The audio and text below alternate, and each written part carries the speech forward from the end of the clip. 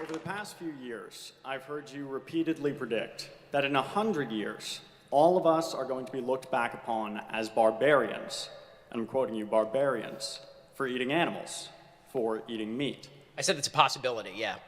You've predicted it on 3 separate occasions. I said probably, and I think that's probably true, yeah. Okay, so sure. You stand by that statement. Okay, great. And yet you've never suggested that you would take any action on this topic. You've never suggested that you are going to go vegan, or even vegetarian. I know. And so my question for you is this. How can you make a career off of preaching personal responsibility while failing to take responsibility for your words on this topic? Damn! So one of the contingencies that would make it an absolute brutality in 100 years is that there's actual sources of animal-like protein that are produced without the use of animals. And that is progressing pretty quickly, right? I mean, you're actually seeing animal protein being produced without the killing of animals. I think that's going to make things a lot easier for people. As far as the vegetarian-vegan question, it's something that I've actually seriously considered. I haven't talked about it publicly a lot, but it's something that I've actually pretty seriously considered. So, producer Colton is forcing me to cook a turkey. First, let's make sure it's dead. That's the first step. Okay. Now, we're going to preheat the oven to 425 degrees telepathically. It's done. Okay, rinse the turkey and pat dry. This thing's large. All right. I feel like Joey from Friends. I'm gonna end up with this thing on my head. Here we go. Turkeys are weird because they have a strangely humanoid aspect to them. Kind of walking around carrying what was once alive. It's gruesome and horrifying.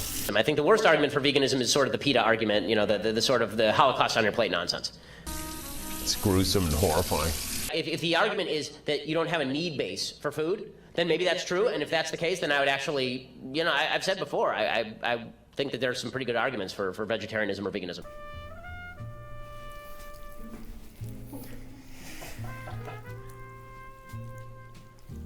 Yeah, this is awkward. Well. Hi, Mr. Turkey. My wife and my mother made turkey, and none of them tried this strategy. It's like, oh, so you're gonna like completely disassemble this thing, and then you're gonna like commit unspeakable acts upon it. Holocaust on your plate nonsense. I feel like this is Silence of the Lambs. It rubs the lotion on its skin, or else it gets the hose again. Okay, now we're gonna take some of this shit and put it in there, coating this weird turkey in weird shit. Yep, that's what we're doing, guys. Putting a bunch of weird shit in a turkey. Okay, I feel like this turkey has been sufficiently abused. Holocaust on your plate nonsense. That if we're needlessly killing animals, then you know I would consider moving away from that. But I do. Although I really miss hamburgers, to be honest with you. It's gruesome and horrifying. Holocaust on your plate nonsense. Because I mean, frankly, I do think that there are going, like, I think that on the list of moral evils in American society, I think that this comes in a far, far cry behind things like abortion, for example, like the killing of human beings in the womb. But if you're going to talk about, but if rightly so, you say, okay, well, make your eating habits adhere to a more moral standard. It's something, I'll admit I'm a hypocrite on it, and it's something that I've thought about a fair bit. So actually, thank you for urging me to consider my hypocrisy and continuing to move in that direction, because I'm thinking about it. Eat your vegetables!